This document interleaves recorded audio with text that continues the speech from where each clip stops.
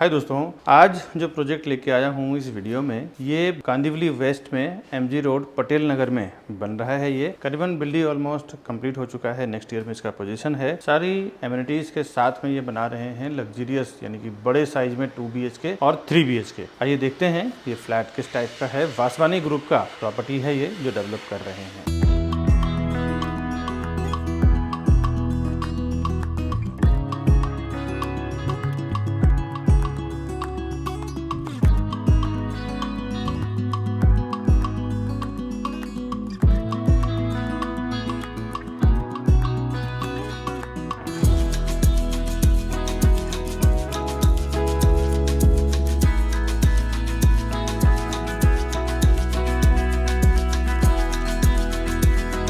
अभी जो कुछ झलकियाँ आपने देखा, इसका मैं डिटेल अभी आपको आगे बताता हूँ। हाय दोस्तों, मैं हूँ विकास बरनवाल, सीपी यानी चैनल पार्टनर और बिल्डर एंड प्रॉपर्टी कंसल्टेंट। एक बार फिर से आपका स्वागत करता हूँ हमारे इस यूट्यूब चैनल प्रॉपर्टी प्लाजा विकास बरनवाल में। हम लोग कस्टमर के लिए 0% ब्रोकरेज में काम करते हैं डेवलपर की ओर से, और पूरे होलसेल में बल्क में डील करते हैं, और उसमें जो प्रॉफिट हमें मिलता है बल्क में डील करने का, उसका डायरेक्टली कस्टमर को बेनिफिट दिलाते हैं। अभी मैं 2 BHK का फ्लैट आपको दिखा रहा हूँ, क्योंकि सैंपल जो इन्होंने अभी सेल्स ऑफिस में बनाया हुआ है। बिल्डिंग का एलिवेशन में दिखाता हूँ क्या रेडी हुआ है, बिकॉज सैंपल फ्लैट एक्चुअल अभी नहीं है, बट सैंपल जो बना है उसमें आपको समझ आ जाएगा कि फ्लैट क्या टाइप का रहेगा। यहाँ से इसका 2 BHK स्टार्ट हो रहा है, और 2 BHK जो इन्होंने बनाया है ना, वो L टाइप में हॉल दिया हुआ है। इधर आप देखें तो इस तरफ आपको मिल रहा है लिविंग एरिया, यानी कि सोफा सिटिंग रहेगा, इस तरफ टीवी यूनिट रहेगा। इधर आप साइड टेबल भी डाल सकते हैं, या वार्डरोब स्टोरेज क्रॉकरी किसी डिजाइन के लिए डाल सकते हैं। साथ ही साथ इस तरफ आपको डाइनिंग मिलता है। डाइनिंग टेबल आप ऐसे रखें लंबे में तो इधर से करीबन 8 से 10 चेयर का डाइनिंग आ सकता है। इस तरफ अगर रखते हैं तो भी 6 चेयर का आएगा। बिल्डर ने अभी जो प्रोविजन किया हुआ है, ये एक अंदाजा दिया है कि क्या टाइप में आप रख सकते हैं, और जब आप फ्लैट लेंगे तो अपने इंटीरियर डेकोरेटर के हिसाब से आप डिजाइन पूरा कर सकते हैं। एक बिल्डर ने सैंपल बना के एक आइडिया दिया है, डेमो दिया है। इस फ्लैट की एक खूबसूरती ये भी है कि जनरली आज के कंस्ट्रक्शन में बालकनी देखने को नहीं मिलता है, जो यहाँ पे इन्होंने करीबन 4 से 5 फुट का बालकनी दिया हुआ है। ये हर एक 2 BHK और 3 BHK में आपको ये बालकनी का कॉन्सेप्ट मिलेगा। आप देखें ये रेलिंग, टफन ग्लास आपको ये लगा के देने वाले हैं। और मैं एक बार आपको लेंथ दिखाता हूँ इसके पूरे हॉल का। ये पूरा लेंथ है इसके लिविंग डाइनिंग का।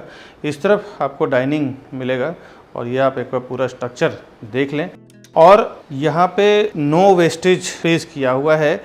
हॉल दिया है, इस तरफ इन्होंने बटरफ्लाई टाइप का सिस्टम दिया हुआ है, क्योंकि एक टाइप में पैसेज लंबा बनाते हैं ना, तो पैसेज का काफ़ी जगह वेस्ट हो जाता है। यहाँ इन्होंने क्या किया है, किचन को इस तरफ दे दिया है, दोनों बेडरूम को इस तरफ दे दिया है, तो बीच का पैसेज का जो वेस्टेज स्पेस है वो यूटिलाइज हो गया, और फ्लैट का कारपेट बड़ा हो गया है। अभी इस तरफ जो किचन है, किचन में इन्होंने फ्रिज का space, gas platform, service platform ये आपको बना के मिलेगा इस तरह से, और यहाँ पे वॉशिंग मशीन का स्पेस रहेगा। एक बार मैं विंडो के साइड से आपको कवर करके दिखाता हूँ। और ये पूरे जो फ्लैट की हाइट है करीबन 10 फुट की हाइट रहेगी, वो मैं आगे और डिटेल में बताऊंगा कि 10 फुट की हाइट रहती है तो फ्लैट काफ़ी स्पेसियस हो जाता है। और यहाँ पे आप देखें ऑलरेडी फॉल सीलिंग किया हुआ है, तो एक हाइट का अंदाज़ा लगा ही सकते हैं कितना ब्यूटीफुली इन्होंने काम किया है। इसके बाद जब आप आगे आते हैं बेडरूम की तरफ, तो पहला लेफ्ट हैंड साइड पे आपको कॉमन वॉशरूम मिलता है। एक आप फ्लैट देख लें तो अंदाज़ा आपको मिल जाए कि किस टाइप का है, कि एक्चुअल फ्लैट आपको फर्नीचर नहीं रहेगा, खाली फ्लैट आपको मिलेगा, रॉ फ्लैट आपको मिलेगा।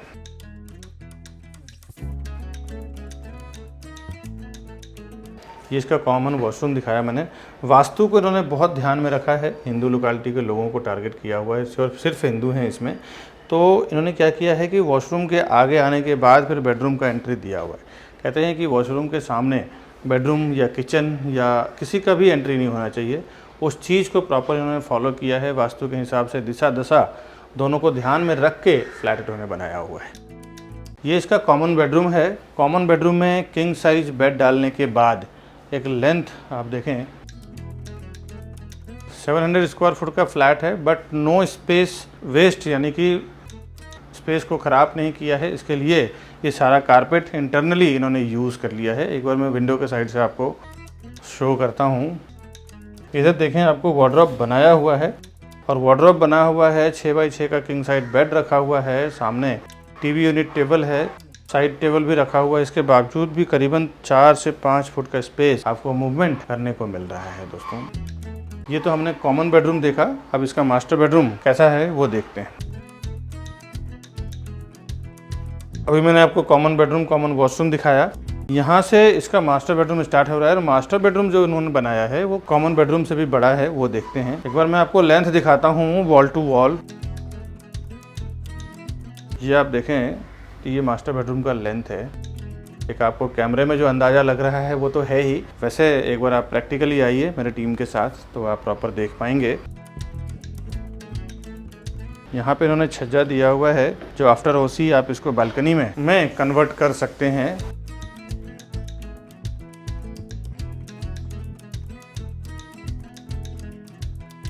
आफ्टर ओसी सोसाइटी परमिट करती है, तो क्योंकि छज्जा दिया हुआ है तो उसका कोई यूटिलाइज है नहीं, तो उसको बालकनी में कन्वर्ट करने के बाद आपका बेडरूम भी बड़ा हो जाता है। और इसमें भी सेम हाइट 10 फुट के आसपास का है। वार्डरोब बना हुआ है, जब देख सकते हैं वार्डरोब का भी 2 से 2.5 फुट डेप्थ बनने के बाद भी एक अच्छा खासा आपको 4 फुट का स्पेस चारों तरफ से यूज करने को मिल रहा है। यहाँ पे dressing table, study table, TV unit table, ये बेड का साइड टेबल, 6x6 का किंग साइज बेड, ये सब डालने के बाद भी 3 से 4 फुट का स्पेस मिल रहा है। इतना स्पेसियस इसका 2 BHK है। मास्टर बेडरूम का वॉशरूम, स्टार्ट में बेसिन, उसके बाद कमोड और उसके बाद यहाँ बाथ एरिया दिया हुआ है। इतना स्पेस है कि यहाँ पे आप बाथ टब डाल सकते हैं क्रॉस में रखने के बाद, या फिर यहाँ से ग्लास से आप डोर भी कर सकते हैं। अगर आप शावर ले रहे हैं या नहा रहे हैं तो छींटे बाहर ना आए, इसके लिए आप ग्लास डोर भी डाल सकते हैं। अक्सर फ्लैट्स में और ये नया कॉन्सेप्ट है, सब जगह देखने को मिलता है। एक बार अंदर के साइड से मैं पूरा व्यू आपको फ्लैट का दिखाता हूँ किस टाइप का है। ये आप देख लें, यहाँ पे आपका ये फ्लैट एंड हो जाता है। तो ये 2 BHK का फ्लैट दिखाया। 3 BHK का मैं कुछ PDF के जरिए आपको दिखाता हूँ क्योंकि सैंपल तो नहीं है, और कंस्ट्रक्शन का क्या स्टेटस है वो भी मैं आगे दिखाता हूँ। अभी मैं एग्जैक्ट साइट पे खड़ा हूँ वासवानी विस्ता 1 का।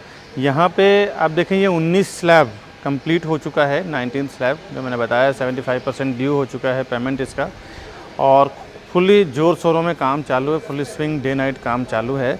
इसी में इस तरफ क्लब हाउस आएगा और इसके ऊपर 3rd फ्लोर से इसका रेसिडेंशियल फ्लैट स्टार्ट होगा। और कुछ डिटेल जानना चाहते हैं ऊपर दिए हुए नंबर पे फ़ोन करें। आगे आइए पूरा डिटेल जानते हैं, कहाँ पे लोकेटेड है, कनेक्टिविटी क्या है, बॉटम प्राइस क्या है, कितने प्राइस में फाइनल होगा, वो सब समझते हैं आगे के वीडियो में।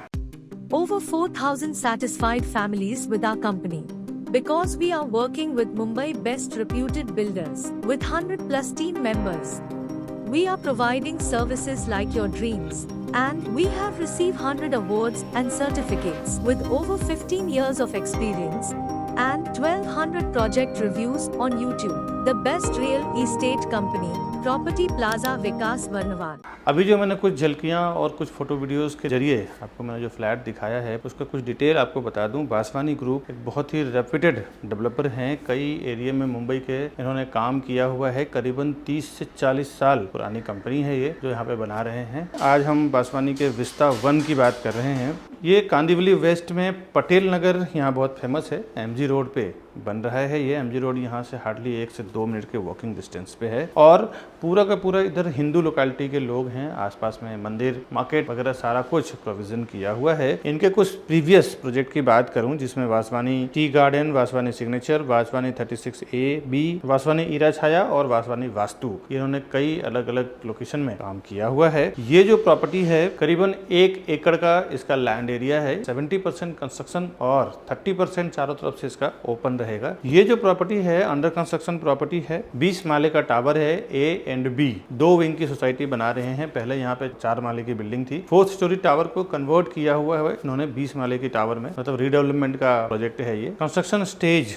इसमें 19th स्लैब यानी कि 19वां स्लैब बन चुका है। करीबन 75% ड्यू हो चुका है। आप प्रॉपर्टी खरीदने आएंगे, आप चाहे होम लोन करके दें या खुद का सेल्फ फंड दें, 75% पेमेंट इनको विद इन 2 to 3 मंथ देना पड़ेगा आपको। ये इसका रेरा का QR कोड है। इस QR कोड को स्कैन करके गूगल स्कैनर से इजिली आप रेरा के वेबसाइट पे जाके सब देख सकते हैं, समझ सकते हैं क्या अप्रूवल मिला हुआ है, साइज का, लैंड का क्लियरेंस क्या है, क्या अंडरस्टैंडिंग हुई है सोसाइटी का, वह सारा कुछ आपको इस वेबसाइट पे मिल जाएगा। और इसकी जो फ्लैट के अंदर की हाइट है वो करीबन 10 फुट की हाइट है। तो 10 फुट का हाइट एक अच्छा खासा लग्जरी जो फ्लैट होते हैं वहाँ पे होता है। हर एक फ्लोर पे 4 फ्लैट है, 3 हाई स्पीड लिफ्ट और स्टेयरकेस है। इसमें स्टेयरकेस से लग के एक पॉकेट बालकनी भी है जो रिफ्यूजी एरिया के टाइप का यूज किया हुआ है। रेसिडेंशियल इसका स्टार्ट हुआ है 3rd फ्लोर से। Ground floor, 1st floor, 2nd floor इसका पोडियम पार्किंग का प्रोविजन किया हुआ है बिल्डिंग के अंदर। रेरा में अगर आप रेरा नंबर के थ्रू रेरा के प्रॉपर वेबसाइट पे जाके देखना चाहते हैं इन डिटेल तो इसका रेरा नंबर है P5180047585। दिसंबर 2026 इसका रेरा का पोजीशन डेट है, पर डेवलपर आपको मार्च 2025 में ही हैंडओवर कर देंगे। क्योंकि वैसे दोस्तों बता दूं कि हर एक डेवलपर का रहता है कि जितना जल्दी वो हैंडओवर करेंगे उतना जल्दी रेरा से उनका पैसा डिसबर्स होगा। बिकॉज आप जो पेमेंट देते हैं वो पैसा पूरे रेरा के अकाउंट में जाता है, डेवलपर के अकाउंट में नहीं जाता है। तो ये रेरा के नियम के अनुसार डेवलपर खुद ही जल्दी में रहते हैं कि हैंडओवर करना है। 1-1.5 साल का बफर टाइम लेके चलते हैं। 2-4 महीना अगर आगे पीछे होता है तो उनको पेनल्टी ना आए। सारे बैंकों से अप्रूव्ड है, किसी भी बैंक से आप लोन लेना चाहें इजिली आपको लोन मिल जाएगा। और एमिनिटीज जो इसके लिए बनाया हुआ है G+1 and 2 यानी कि ground floor, 1st floor, 2nd floor. G+2 का अलग से पूरा एक स्ट्रक्चर बनाया हुआ है जिसके ऊपर सारा एमिनिटीज आएगा और उसके अंदर इंडोर एमिनिटीज और टेरेस पे आउटडोर एमिनिटीज। 2 टाइप के एमिनिटीज ये क्लब हाउस के अंदर ही आपको मिलने वाला है, जिसमें आपको multipurpose hall, club house, terrace garden, banquet hall, podium garden, barbecue pit, multipurpose court, bicycling and parking space, gymnasium and yoga centre, cycling jogging track, family function area, celestial turf, mini theatre, kids play area, food reflexology park, sit out area, fitness centre, indoor games, Zumba and aerobics room, game zone and toddlers play area, indoor squash and badminton court, grand entrance lobby, rooftop terrace, ये सब amenities आपको आएगा। और ऊपर से आप देखें यहाँ पे आसपास में ना 4 माले की और 7 माले की बिल्डिंग है। ये यहाँ पे पहला 20 स्टोरी टावर बन रहा है। व्यू चारों तरफ आपको 360 ओपन व्यू मिलता है, जो चारों तरफ से आपको सिटी का व्यू मिलेगा। ईस्ट के साइड आपको संजय गांधी नेशनल पार्क दिखेगा, थोड़ा डिस्टेंस पे है, बट सिटी व्यू पूरा आपको ओपन मिलने वाला है। चारों तरफ से आपको एयर, सनलाइट का वेंटिलेशन प्रॉपर फ्लैट के अंदर बना रहेगा। लग्जरियस 2 and 3 BHK बना रहे हैं। प्राइजिंग साइजिंग क्या रहेगा मैं बताता हूँ। कुछ कनेक्टिविटी जान लेते हैं। यहाँ से कांदिवली स्टेशन और मेट्रो स्टेशन भी 5 से 7 मिनट के वॉकिंग डिस्टेंस पे आप रीच कर जाते हैं। हाईवे 10 मिनट में, मेन रोड ये भी 2 से 3 मिनट में रीच कर जाते हैं। Thakur international school, Pawar public, Kapol Vidyanidhi, ये 2-3 स्कूल यहाँ से 5 से 10 मिनट में है। निर्मल कॉलेज, एनएम कॉलेज और KES कॉलेज, ये भी 5 से 10 मिनट के अंदर आप रीच कर जाते हैं। 5 से 15 मिनट में रघुलीला mall, Infinity mall, Globals mall, Inorbit mall and multiplex theatre, ये सब आप रीच कर जाते हैं। आधे से पौने घंटे के अंदर आप इंटरनेशनल एयरपोर्ट, डोमेस्टिक एयरपोर्ट भी रीच कर जाते हैं। तो आते हैं इसके कॉन्फ़िगरेशन और प्राइसिंग में। 2 BHK और 3 BHK 2 टाइप के फ्लैट हैं। और जोड़ी में अगर आप लेना चाहते हैं, 2 को जोड़ी करके आप 5 BHK में कन्वर्ट करना चाहते हैं तो भी आप कर सकते हैं। 2 BHK की जोड़ी फ्लैट भी यहाँ पे अवेलेबल है। अभी जितने भी फ्लैट बचे हुए हैं सब हायर फ्लोर पे और अच्छे व्यू वाले ही फ्लैट बचे हुए हैं। इसके लिए प्राइसिंग भी उसी हिसाब से इसमें डिसाइड किया हुआ है। 2 BHK का जो साइज है वो 693 यानी अप्रोक्सीमेटली 700 स्क्वायर फुट का रेरा कारपेट है इसका, जिसकी प्राइस 1,66,00,000 से लेके 1,87,00,000 के बीच में है, यानी 1.66 CR to 1.87 CR। और 3 BHK का साइज इसमें 970 यानी 970 स्क्वायर फुट का है, जिसकी प्राइस 2,52,00,000 से लेके 2,46,00,000 के बीच में है, यानी कि 2.52 CR to 2.86 CR। ये मैंने बेसिक फ्लैट कॉस्ट आपको बताया है। इसके ऊपर गवर्नमेंट का स्टैम्प ड्यूटी, रजिस्ट्रेशन वगैरह अलग से आपको आएगा। अगर आप एक्स्ट्रा पार्किंग लेते हैं उसमें 10 लाख रुपया अलग से आपको चार्जेस लगेगा अगर आप पार्किंग लेना चाहें तो। ये तो मैंने सारा डिटेल आपको बालसवानी विस्ता 1 का बताया है। इसके आगे का वीडियो आप पूरा जरूर देखें, उसमें मैंने सारा टेक्निकल प्रोसेस बताया है। डेवलपर कैसे अपना प्राइस डिसाइड करते हैं, कैसे प्राइस डिजाइन करते हैं, इनका आस्किंग प्राइस, फाइनल प्राइस क्या होता है। और ये जो मैंने प्राइस बताया है ना, एक टेंटेटिव प्राइस बताया, एक्चुअल इसका बॉटम प्राइस क्या होगा उसके लिए आप मुझे फोन करें ऊपर दिए हुए नंबर पे। प्राइस जानना हो तो भी फोन करें, प्रॉपर्टी लेना हो तो भी फोन करें। मैं और मेरी सेल्स टीम आपको पूरी हेल्प करेगी प्रॉपर्टी परचेस करवाने के लिए। दोस्तों बहुत सारे कस्टमर को मैंने देखा है कि प्राइसिंग पता नहीं होता है ना, तो जाने के बाद उनके जो बॉटम प्राइस होता है उससे ज्यादा वो ऑफर कर देते हैं और 5-5, 10-10 लाख, 20-20 लाख रुपए ज्यादा देके आ जाते हैं। तो इससे बचने के लिए आप बॉटम प्राइस भी जानना हो तो भी आप हमें ऊपर दिए हुए नंबर पे फ़ोन करें, मेरी सेल्स टीम आपको हेल्प करेगी कि यहाँ का बॉटम प्राइस क्या है, तो आप उसको नेगोशिएट कर सकते हैं, बात कर सकते हैं। तो पूरा वीडियो आप देखें, उसमें भी समझ में आएगा। बहुत सारे लोग हमारे इस वीडियो को देखने के बाद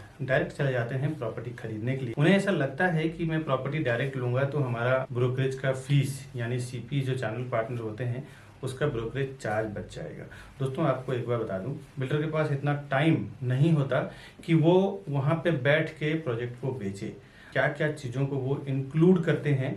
जब कोई भी फाउंडेशन वो डालते हैं ना किसी प्रोजेक्ट का है, तो एक नई कंपनी बनाते हैं ज्वाइंट वेंचर में या फिर खुद की सीए के द्वारा, और उसके बाद क्या क्या चीजें कैलकुलेट होता है एक प्रोजेक्ट को सेल करने के लिए, वो आज आप ध्यान से समझें। पहले तो लैंड का प्राइस कैलकुलेट होता है, उसके बाद जो सीए के चार्जेस होते हैं, इंजीनियर का चार्जेस होता है, आर्किटेक्ट का चार्जेस होता है, साथ ही साथ ये सब होने के बाद फिर वो कंस्ट्रक्शन होगा। उसके लिए एक कॉन्ट्रैक्टर को कॉन्ट्रैक्ट दिया जाता है, चलो इस कंस्ट्रक्शन को पूरे बिल्डिंग को कंप्लीट करेंगे और बना के उसको हैंडओवर। साथ ही साथ म्युनिसिपल कॉर्पोरेशन एमबीएमसी होती है, बीएमसी होता है, टीएमसी होता है, कहीं ग्राम पंचायत होता है। तो ये सारों जो गवर्नमेंट बॉडी जहाँ पे काम करती है, गवर्नमेंट अथॉरिटी जहाँ पे काम करती है, वहां से परमिशन लिया जाता है। ये तो बेसिक बिल्डिंग और कंस्ट्रक्शन का खर्चा हो गया। इसके बाद ऑफलाइन मार्केटिंग, जो हाईवे पे होर्डिंग्स लगता है, बोर्ड लगता है, उसका पैम्पलेट्स होते हैं, उसका ब्रोशर होता है, उसका ऑनलाइन मार्केटिंग में जिसमें वेब पोर्टल्स होते हैं, जो प्रॉपर्टी पोर्टल्स होते हैं, जिसमें मैजिक ब्रिक, 99 एकड़ हाउसिंग, ये सब जो पोर्टल्स होते हैं। इसके बाद एजेंट मार्केटिंग की बात करता हूँ, जो रियल एस्टेट एजेंट यानी चैनल पार्टनर्स या प्रॉपर्टी डीलर्स को जो ब्रोकरेज दिया जाएगा, वो भी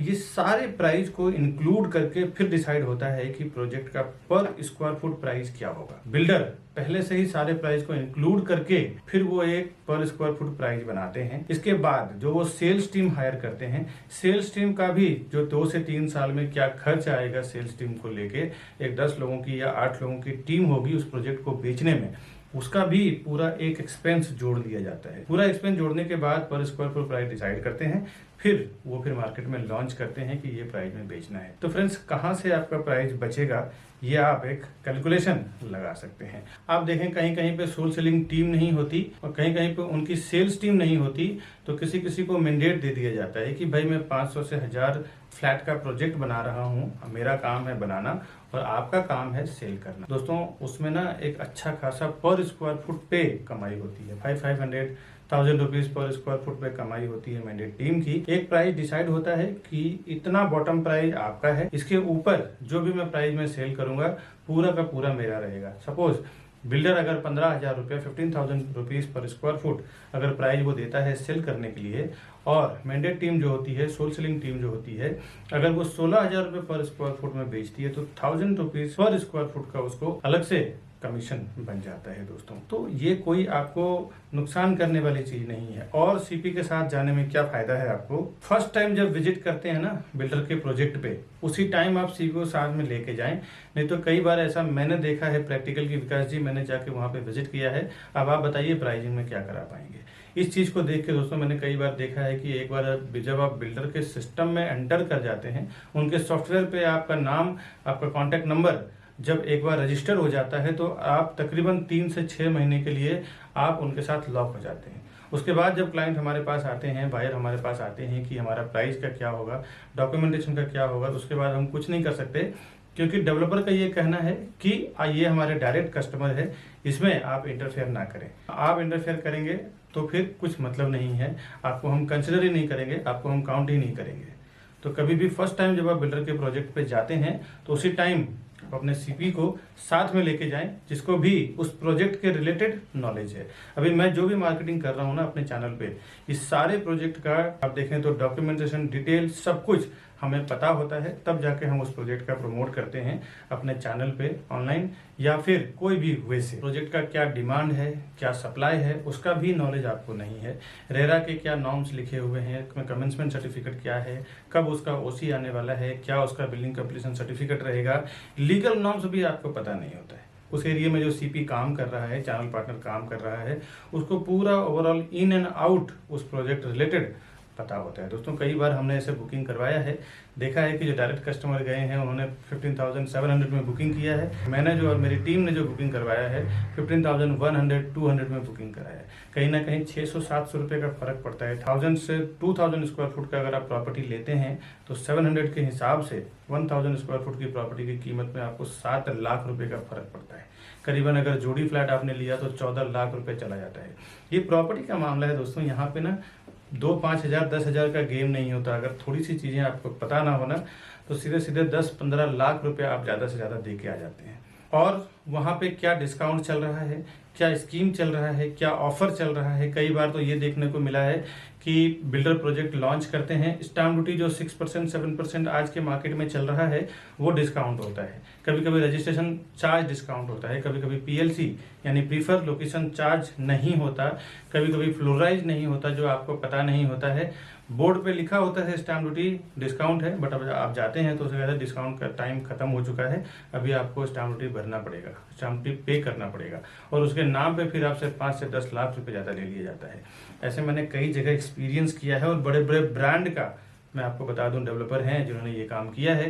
मैं ब्रांड का नाम नहीं लेना चाहता ऑनलाइन, नहीं तो मेरे ऊपर काफ़ी रिस्क हो चुके, काफ़ी सारे केसेस भी चल रहे हैं, तो मैं ब्रांड का नाम तो नहीं लेना चाहता, लेकिन जनरल सी बात बता दूं, बड़े बड़े ब्रांडेड डेवलपर की बात कर रहा हूं जिन्होंने स्टाम्प ड्यूटी डिस्काउंट बोल के कस्टमर से स्टाम्प ड्यूटी का पैसा ले लिया, फ्लोराइज ले लिया और PLC के नाम पे 4-4 5-5 लाख रुपया ले लेते हैं ये कि भाई हम आपको फॉरेस्ट फेसिंग में देंगे तो 5 लाख रुपए एक्स्ट्रा लेंगे, हाईवे फेसिंग में देंगे तो नॉर्मल प्राइस में सेल करेंगे। जो कोई इन्वेस्टर्स होते हैं ना वो जानते हैं एक प्रोफेशनल्स की कीमत। कई बार मेरे जो इन्वेस्टर्स हैं NRIs हैं, अब्रॉड के हैं या इंडियंस हैं, तो वो कहीं भी ऑफलाइन ऑनलाइन उनको इन्फॉर्मेशन मिलता है प्रोजेक्ट का, तो वो सामने से आके एक बार कांटेक्ट करेंगे कि विकास जी हमने ये प्रॉपर्टी देखा है, आप या फिर आपका कोई सेल्स पार्टनर हो आप हमारे साथ चलो, हमें वो प्रॉपर्टी परचेस करना है। क्योंकि उनको पता होता है कि एक प्रोफेशनल पर्सन जो हमेशा उस काम को लेके प्रैक्टिस कर रहा है, उसको जो नॉलेज है, उसको जो एक्सपीरियंस है, वो नॉलेज एक्सपीरियंस के साथ काम करेगा। तो आपका काम रोज का प्रॉपर्टी सेल करना नहीं है। आप 10 साल 20 साल 30 साल में जो लोग प्रॉपर्टी खरीदते हैं ना वही डायरेक्ट जाते हैं, कभी CP को छोड़ देते हैं तो कभी जो उनको रास्ता बताते हैं चैनल पार्टनर या ब्रोकर उनको छोड़ देते हैं और डायरेक्ट चले जाते हैं कि मेरा ब्रोकरेज बच जाएगा। दोस्तों जो हर 2 साल 3 साल में पैसे इन्वेस्टमेंट करते हैं, प्रॉपर्टी में ट्रेडिंग करते हैं, उनका पर्सनली एक CP या ब्रोकर या प्रॉपर्टी डीलर होता है जिसको वो हर प्रोजेक्ट पे लेके जाते हैं, वहाँ पे जाके वेरीफाई करवाते हैं, एक प्रॉपर डॉक्यूमेंटेशन चेक करवाते हैं, उनको सामने से ब्रोकरेज भी देते हैं क्योंकि उन्हें पता है कि एक प्रोफेशनल पर्सन जो है वो अपने प्रोफेशन में एक्सपर्ट है, उसको साथ में देना बहुत जरूरी है। ये नए लोग जो 10-20 साल 30 साल में जीवन में 1-2 बार प्रॉपर्टी खरीदते हैं ना वही इस टाइप का काम करते हैं कि मैं प्रोजेक्ट पे जाऊं और हमारा ब्रोकरेज बच जाएगा, उसको क्रॉस कर दूं। ये सब कभी ना करें, बहुत सारे नुकसान से आप बच जाएंगे, आपको बहुत बेनिफिट होगा CP के साथ जाने में। आप ज़्यादा से ज़्यादा 1, 2 या 3 प्रॉपर्टी खरीदते हैं, हम लोग बिल्डर के साथ बल्क में साइन करते हैं, हम लोग 100-200 प्रॉपर्टी बेचेंगे। आप बिल्डर को 2 या 3 करोड़ 5 करोड़ का ट्रांजेक्शन कराएंगे, हम लोग 100-100 200 करोड़ 300 करोड़ दिलवाते हैं। आप एक जनरल सी बात सोचो दोस्तों, बिजनेस माइंडेड लोग जो ज़्यादा पैसा देता है ना उसका ज़्यादा वैल्यू होता है। अगर हम 200 करोड़ 300 करोड़ बिल्डर को देने का कमिटमेंट कर रहे हैं, आप 1-2 करोड़ का अगर देने का कमिटमेंट कर रहे हैं तो आप वो हमें ज़्यादा एंटरटेन करेगा या आपको ज़्यादा एंटरटेन करेगा, ये आप समझने की कोशिश करें। हम जाते हैं प्राइजिंग में सीधे जो वो प्राइस बोलते हैं उसमें 1000 रुपीज़ 500 रुपये पर स्क्वायर फुट डाउन कर देते हैं कि भाई हम आपको इतना माल बेच के देंगे, इतना प्रॉपर्टी बेच के देंगे, इतना हम टर्नओवर करवाएंगे आपका। बिल्डर भी समझता है कि हाँ ये करवा सकता है, इनके पास इतनी कैपेसिटी है, मार्केटिंग है।